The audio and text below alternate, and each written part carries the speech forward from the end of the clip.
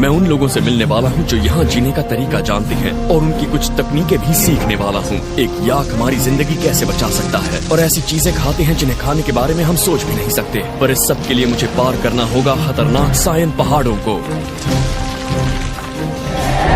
और करीब 1,25,00,000 वर्ग किलोमीटर में फैले इस इलाके का मिजाज भी यहाँ के मौसम जैसा ही है। ये बर्फीला वीराना मेरे लिए आज तक की सबसे बड़ी चुनौती बनने वाला है। अगर आप साइबेरिया में कहीं भटक जाते हैं तो यहाँ जिंदा बचने की उम्मीद ना के बराबर होती है। यहाँ खाने के लिए कुछ भी नहीं है और बिना किसी शक के ये दुनिया की सबसे ठंडी जगह है।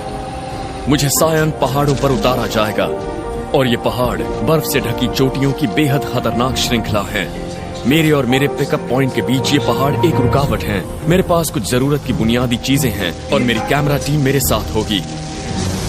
मेरा हेलीकॉप्टर अब इस चोटी से करीब 20 फुट ऊपर मंडरा रहा है और वहाँ पर मुझे एक कंगूरा दिख रहा है जिसके नीचे काफी भुरभुरी बर्फ होगी। ओके, मुझे वहीं जाना है।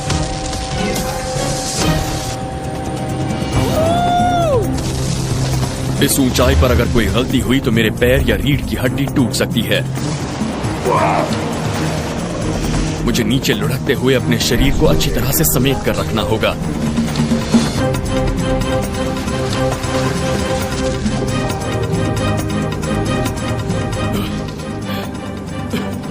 मैं यकीन से कह सकता हूं कि मैं उतर चुका हूं और आप जरा इसे देखिए।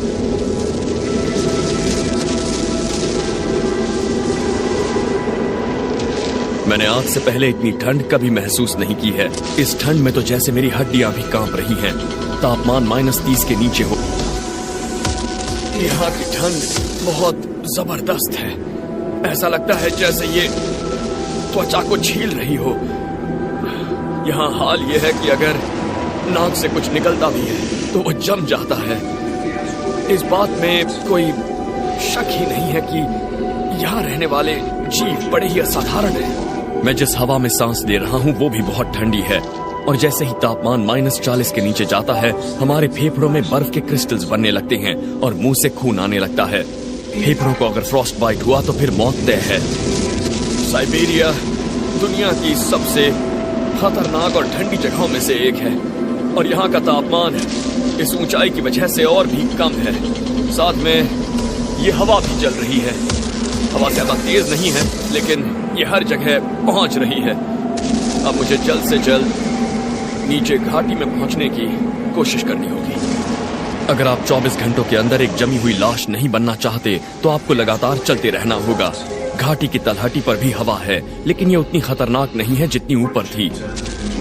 आप देख सकते हैं पहाड़ों के ऊपर से सूरज निकल रहा है और वो थोड़ा सा लाल भी है और यहाँ उत्तरी गोलार्ध में इसका मतलब है कि मौसम अब बदलने वाला है और अक्सर वो पहले से भी ज्यादा खराब होगा। यहाँ एक पुरानी कहावत है, रात का लाल आसमान पशुपालकों के पूरे होंगे अरमान। सुबह का आसमान हुआ लाल, समझ लो वो है मुसीबत का दूसरा नाम। इसकी वजह यह है कि लालिमा आती है उच्च दबाव में फंसे पराग और धूल के कणों से। अगर सुबह के समय नजर आए तो मतलब वो उच्च दबाव गुजर चुका है। शाम को उसे देखने का मतलब है कि वो आपकी तरफ आने वाला है। आसमान को पढ़ना सीखकर आप मौसम की मार से बच सकते हैं लेकिन यहाँ जमीन पर भी कम मुसीबतें नहीं हैं। पहाड़ से नीचे आने के लिए सबसे जरूरी है